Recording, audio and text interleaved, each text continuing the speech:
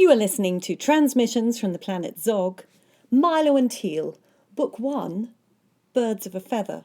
Chapter 1. Tipping the Balance. I'd like to introduce you to two extraordinary children.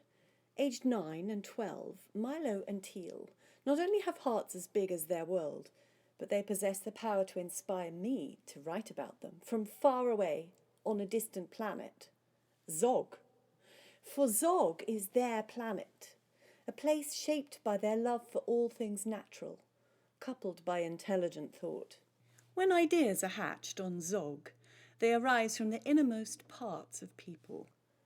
Zoggians are completely in touch with the wider guidance of the world within, accessed by a happy mind and a true heart. You know that place, don't you? When an idea pops into your mind because you're so darn happy. Well, that's how problems get solved, inventions get made, and conversations started between Zoggians and nature. And why am I bringing this story to your attention? Well, because we need them, now perhaps more than ever. And that is what Milo and Teal realised for themselves. The earth needed their inspired help, but all of that in due course.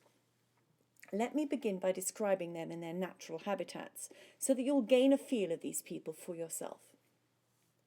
This is a story about happy endings. Not the kind of endings where there's no juicy meat and potatoes to cut up and chew on, but the kind with the satisfying mouthfuls of strawberries, salad, and, yes, greens. It's a tale about two children, 9-year-old Milo and 12-year-old Teal, born, like you and me, with fully fledged points of happiness, unformed wishes, and deep desires. It's also a story about how they went about becoming real human beings, full of choice, creativity, and excitement. It's about leading the type of life that you or I would be proud to say was ours. A life story to sit back to, read, absorb, and learn from. Children may well be smaller than adults, even on Zog, but their intelligence, fresh as it is in their internal connection to all that is good, is the strongest attractor of innovation in the universe. Remember that, my friends. Milo and Teal liked to pose questions. One day, whilst up in their treehouse, Milo spoke. Teal? Yes, Milo?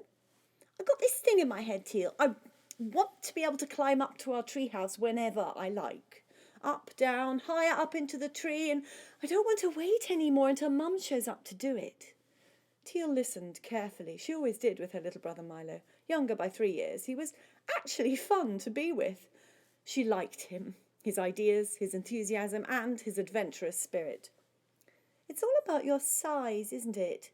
You know Mum gets nervous when we stretch her ideas as safety. She wants you to grow big and strong like me, and then she'll let you out on your own. The answer was never going to be satisfying to such an active person as Milo, but he appreciated her tact. They all knew it wasn't because he was at fault or that their mother was a scared woman. She was not. She simply wanted her children exercising their freedoms in ways which would not result in their physical or emotional harm. Milo knew this. He knew it simply was not normal to let young people like himself climb up to such heights on their own. And they were heights, 7 of our meters up. But nonetheless, he had to find a way around this or he'd feel restricted. And unless he could find a serious distraction, miserable, said Teal, thinking. Once I wanted to change the way Dad eats so much faster than all of us, so I asked him if he could eat slower. I wanted to join in with him at the meal table. I wanted to get to dessert at the same time as him for a change, you see. What did he say, Teal? Not much. Well, not much then. But 1 week later, while we were eating, I saw him wink at me and start chewing in slow motion. And he said that we had mulberry pie for pudding. That's all he said? Yeah, Teal answered. He never replied to my request. He just did it sometimes. So if I asked Mum to do something different, do you think she could? Milo was on the verge of forming an idea of what he could change in his brilliant 9-year-old life when in walked Milo and Teal's mother as if right on cue. Mother, said Milo, if I wanted to climb up to the treehouse myself, would you let me? Now, Milo and Teal's mother was a generous sort of soul, generous in her outlook, in her freedoms for behaviour, and usually happy to concede a point to her beloved children. But on this point, the point of climbing unaided below the grand age of 10, she was a stickler for correctness. Correctness, that is, of adhering to the laws of safety that she herself had laid down some time ago. It was not widely known in the family at that time, but many years ago, when Mother herself had been 9, she asked the very same question of her mother. Not enjoying the response, which seemed mighty fearful and highly overcautious to her, she went on up, climbing solo to her treehouse anyway, and promptly fell down in amongst the thorns of the rose bush. When she heard her worried mother's nervous shrieking coming from the kitchen window from where she'd been carefully watched, she felt shocked. It wasn't the thorns as such which put her off from ever climbing unaided again, but the memory of that terrible sound uttered by her normally calm mother. Something in her despised the sound of that shriek, shrank from it as delicate flower petals sometimes appear to shrink from the heavy rain. She knew it felt bad to hear that sound, and instinctively she did everything in her power to never hear it uttered again. Milo took one quick look at his mother as she pondered his request in the light of her own story, and he kept his mouth firmly shut as he heard the 5 words, "No, my darling, not yet," being uttered from her mouth. 5 minutes later, Teal and Milo were once more on their own as their mother had left for town to deliver the rugs she wove. Milo, being a persuasive sort of a chap, didn't want to let his treehouse climbing request lie, despite his mother's warning shot across the bows. "Teal?" "Yes, Milo, what is it?" "Is there another way?" "Another way, Milo? For doing what?" "For asking Mum about the climbing thing." "You're not going to give up on that, are you, Milo?" responded Teal. "No, I don't think I have to," replied Milo. "Well, if you succeed with Mum, you'll have had more success than me." "Did you ask her the same thing, Teal?" asked Milo curiously. "Well, I did hedge around it. I too wanted to climb up to our treehouse on my own, so that I could meet up with Fremy, who was up in her house across the fence. I was tired of having to wait until Mum could find the time to help me. I wanted to be up and independent, busy in the thick of all the adventure being plotted at tree level." "Oh, I understand," said Milo. "That's exactly how I feel when you're not here.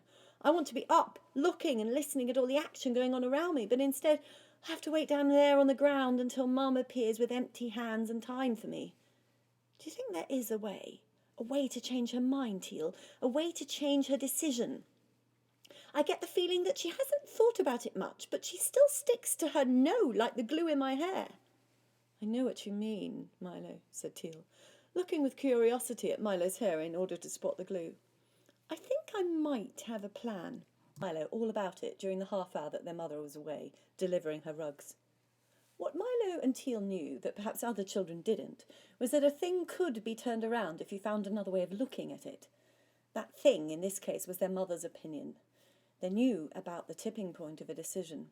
If you could bring a thing around to weigh on one side of the question more than the other, you would have won your desire. So for the next half an hour, Milo and Teal carefully went through every skill they knew they had, which helped them climb up with safety to their tree houses and stay there. "Emphasise what we can do, not what's difficult to do," Teal said. So Milo listed all of his tree climbing skills. "I have fingers which are long enough, and hands which are strong enough to grasp onto the rungs of our rope ladder." "That's good," said Teal. "You could show that to Mum when she gets back and you climb down." "I have arms which are long enough to reach out to the next rung up and even to the platform handle at the last little gappy bit where the ladder runs out."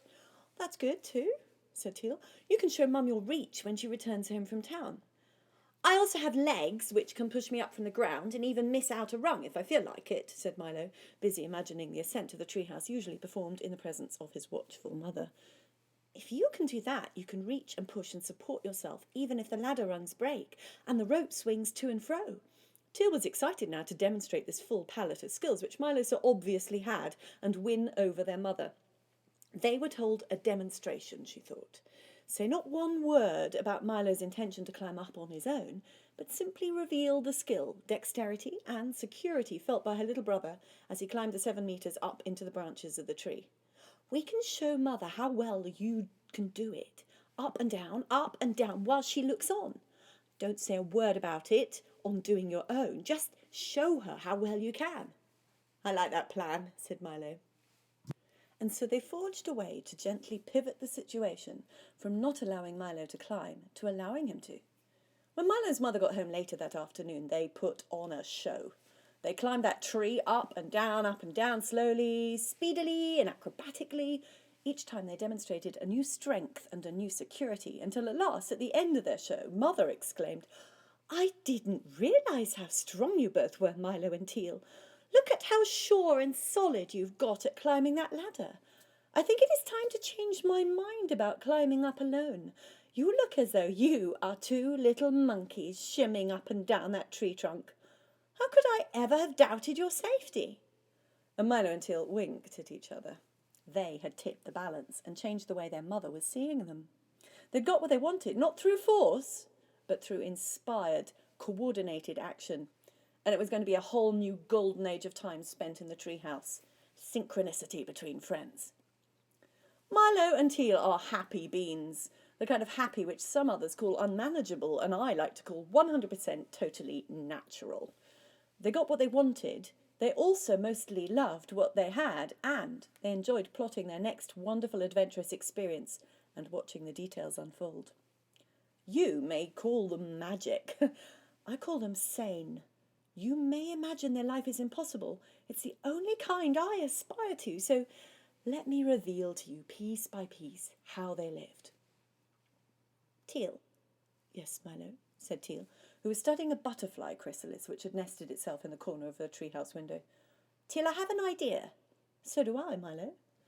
Good, let's plot our ideas each for ourselves and then see if they merge with common ground. Well, let's do that. First one to note synchronicities gets to watch this butterfly hatch and close up too. And first one to work out each other's idea gets this flower for their room. And Milo produced a whopping, deep-frilled peony flower from behind his back. Okay, Milo, I'm going to draw mine. And I'm going to sing mine. And so they drew and they sang until the ideas were focused upon as powerfully as a lens held between the hot sun's rays and a dry bit of grass. The air fair hummed with their concentrated excitement, broken only by the cry of the baby birds nesting above their treehouse, squawking for yet more worms to stuff out their stubbly baby bellies. "Whoop!" called the bird more loudly. "It's a bomber bird," shouted Milo excitedly. "I just got hit by a worm landing on my head," squealed Teal. "Oh, I've been hit by a beetle. Look, they're throwing all their hard-won titbits down upon us." "And that's not all they're throwing. Look, that baby bird's just landed beside my drawing book. And here's another one," spoke Teal in obvious delight. "It's my idea," said Milo. "It's coming alive." Milo was standing upon the window ledge, leaning out, what some unaware people might label dangerously, as he watched the baby birds continue to swoop down. He turned towards his sister. "What I was thinking about was how I love to play the game that I'm parachuting into new and foreign territory. And look, the birds are doing just that." "Well, my idea was all about learning a new language and meeting an alien," said Teal. "And here we are, covered in grubs, a squawking bevy of baby birds swooping above our heads. And the birds are chattering away in an alien tongue." "You and I had better understand it if we're to have anything like normal around here." "Hey, do you want to see the butterfly escaping its case? It looks like we'll have to shield it from hungry baby birds now," finished Teal. "Another reminder that we have those babies nesting in the wrong place, especially now that you want to build your parachute platform and I want a new treehouse. We'd better learn to talk with them," said Teal, speaking philosophically, something she was well known for in the village. "I know someone who's able to talk bird. Emmeline could help us. She could register our request with the library and we can see who else comes out to work with us." "So what are we waiting for? Off to find her, Teal. I need to jump and spread my wings." And he plopped the peony into her lap as he raced down the pole to the ground. "You need to find a way to do that before the butterfly hatches or you'll miss it. And the only way that is possible is if I speed learn how to talk with these little beetle bombers to inspire them to want us to move their nest," Teal shouted after her brother. Milo ran off fast, ever active and ever focused. Teal followed behind him, a wry smile directed at her brother's back. She knew him well. He was a strike while the iron is hot kind of guy. Ducking beneath yet another swooping fledgling who had dared to fly in one treehouse window and out the other, just skimming Teal's shock of hair, she slid down the exit pole to the ground. Teal halted, noticing the baby bird had fallen too, twisting its wing as it misjudged the opening of the window. She picked it up, resting it gently, cupped between her closed hands, homeward bound, to contact Emmeline. She thought of the position of the nest, and knowing their plans to build another story to the treehouse, she knew they would need a proper communication with the bird. Either she might be inspired to build another nest elsewhere, in another better location, with their help, or they might have to find another suitable tree.